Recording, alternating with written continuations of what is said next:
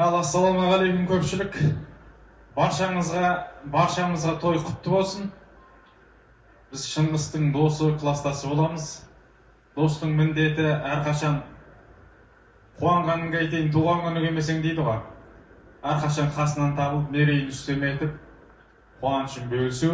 Мінекей, құлақ естігенді көз көреді дейді. Бұл тойды күтіп жүргенімізге біраз болды.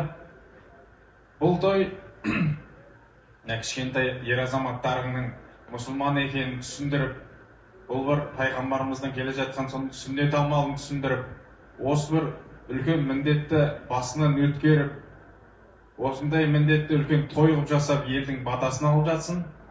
Алла ниетіңді қабыл етсін. Шыңғыс бауырым, досым, бүгін қаншама игі жақсы тілектер айтылып жатыр. Апама да арналып тілектер айтылып жатыр. Апа, мен де шын көңілден келесі тойда сіздің шауып жүгіріп билеп жүргеніңізді көргім келеді, Құдай қаласа. Алла барша осы айтылған тілектерді қабыл етсін. Көке, той сіздердікі. Біз сіздермен біргеміз. Құдай қаласа, мына үш батыр, үш құлыныңыз өсіп, үлкен елдің азаматы.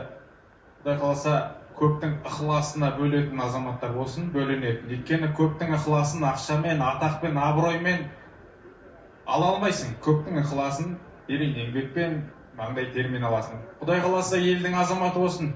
Осылардың үлкен тойында қызмет қылуды бізге нәсіп етсін. Сол көзде де сіздер шауып жүре беріңіздер. Құдай қаласа. Той-тойға ұласа берсін.